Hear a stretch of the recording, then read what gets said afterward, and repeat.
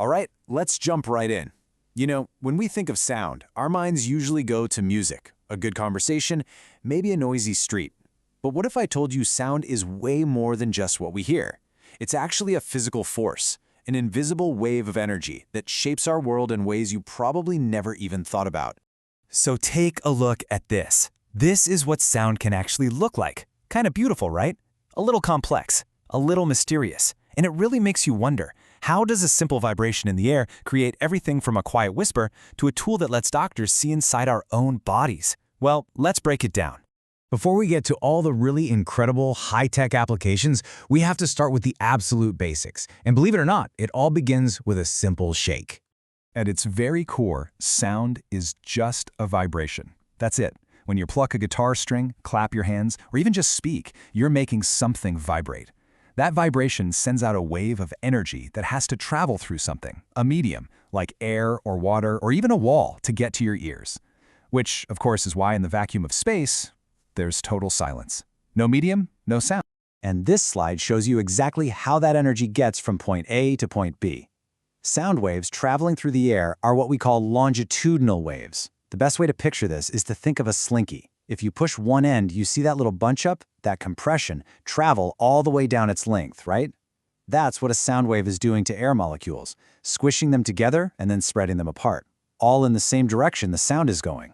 It's totally different from, say, a transverse wave, like ripples in a pond, where the water moves up and down while the wave itself moves forward. Okay, so if every sound is just a wave, why does a tiny bird's chirp sound so different from a deep foghorn? Well, it's because every single sound wave has three key characteristics that our brains are experts at decoding. First up, you've got loudness, and that is all about amplitude. Just think of amplitude as the size or the power of the wave. A small, gentle wave is going to be a quiet sound, like a whisper. A huge, powerful wave, that's a loud sound. It's really that simple. Bigger wave, more energy, louder noise. Next is pitch, how high or low a sound is. This is all about the wave's frequency, which is just a fancy way of saying how many waves pass by a certain point every second. So a high-frequency wave, where the vibrations are all packed tightly together, gives us a high-pitched sound. But a low-frequency wave, where the vibrations are really spread out, that gives us a low, deep bass sound. And finally, we get to what I think is the coolest one, quality, or as it's sometimes called, timbre. This is the reason a flute and a violin playing the exact same note at the exact same loudness still sound completely different. See, most sounds aren't a pure, simple wave. They're a complex mix of one main wave and a bunch of smaller secondary waves on top of it. That unique combination creates the sound's specific shape, its sonic fingerprint. All right, so we've got these vibrating waves with all their different shapes and sizes. But what happens when one of those waves hits something solid, like a wall? Well, that's where things start to get really interesting. We've all done it, shouted into a canyon or a big, empty room to hear it shout back. An echo is simply a sound wave that's traveled out, hit a hard surface, and bounced right back to you. It's just sound reflection, plain and simple. But here's the catch. For you to actually hear that reflection as a separate, distinct echo, there has to be a very specific time delay. Our brains need at least 1/10 of a second between hearing the original sound and hearing the reflected one. If it's any less than that, our brain just mushes them together into one sound. And that little 0.1 second delay translates into a surprisingly specific distance. For an echo in the air, the thing the sound is bouncing off of needs to be at least 17 meters away. That's the minimum distance needed for the sound to travel all the way there and all the way back, in time for your brain to go, aha, that's a separate sound. That's an echo. Now this whole idea, a sound wave bouncing off a surface, it sounds pretty basic, right? But understanding this one simple principle has given us what is essentially a superpower. So really, what's the big deal about a bounced sound wave? Well, it turns out it's a huge deal, because with it, you can literally learn to see the invisible. Nature, of course, figured this out millions of years before we did.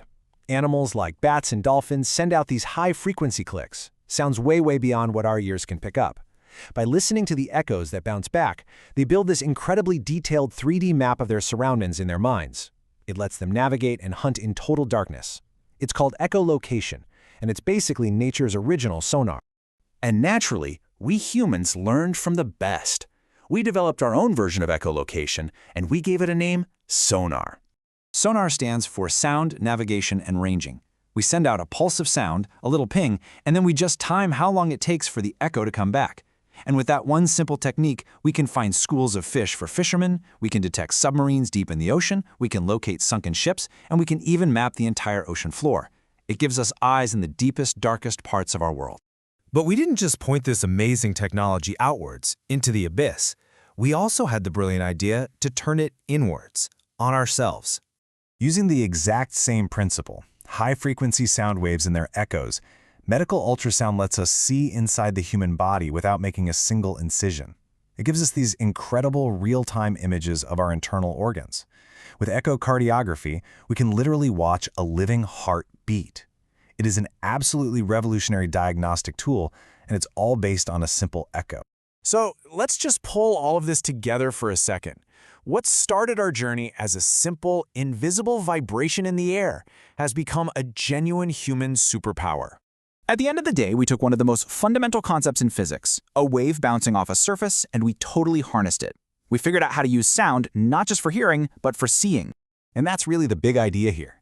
We've managed to extend our own senses using technology built on a principle as simple as an echo. It really makes you wonder, doesn't it? What other invisible worlds are all around us, just waiting for us to invent the right tool to bring them into focus? What else is out there that we just don't know how to perceive yet?